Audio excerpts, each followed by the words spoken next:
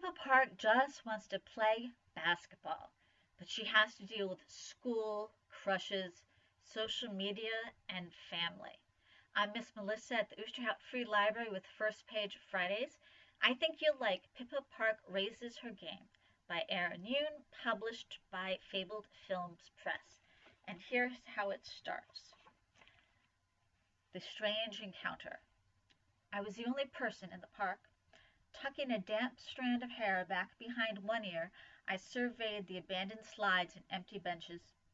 It was just past 6 p.m. on a Friday, but it looked like nobody else wanted to be out in the rain. As I strode briskly forward, icy wind numbed the tips of my fingers, making me clutch my basketball tighter. Even though we hadn't officially left summer behind, the cold front that had settled over Victoria, Massachusetts didn't show any sign of leaving. So, empty court, lousy weather, and things at home were just as dismal. My older sister, Mina, had just grilled me for more than an hour after finding out about the unacceptable grade I had received on my latest algebra quiz. When she finally finished, I stormed out of the apartment, making sure to grab my basketball and a water bottle. I planned to be gone a while. Now I kind of wished I had taken a warmer jacket, too, or at least a hat. But rain or shine, I was not ready to go home. I headed past the playground equipment where the swing swayed back and forth, the rusted metal chain links creaking in the wind, a chilly noise that made me look twice over my shoulder as I passed them. The basketball court was just up ahead, hemmed in by the line of dense trees that marked the start of Gray Woods. The woods were named for some rich guy who had given the land to the town back in the last century, but on a day like today, the name was eerily appropriate.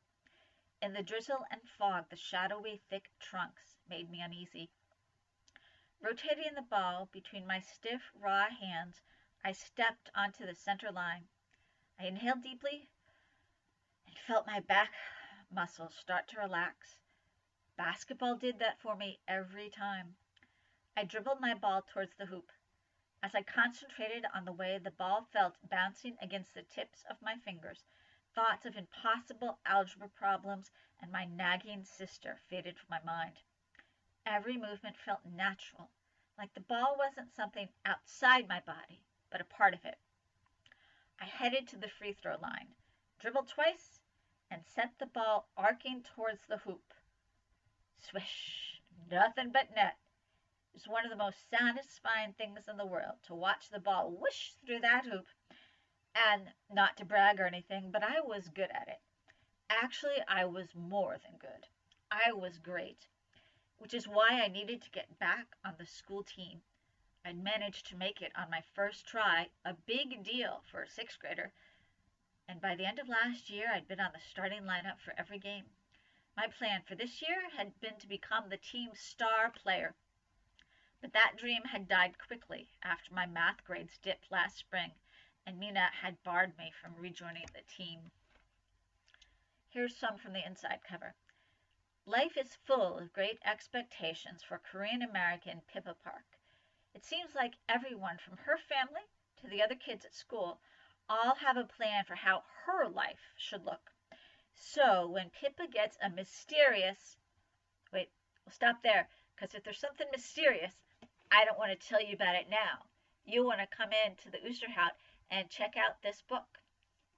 And I'm going to end with a picture of our author, both as she looks now and as she did when she was a basketball player, Pippa's age. I'll see you next time for the Oosterhout Free Library, where we also have video programming on Science Saturdays, book bites on Wednesdays, and various story times for younger kids. So I hope you'll check it all out. Bye-bye.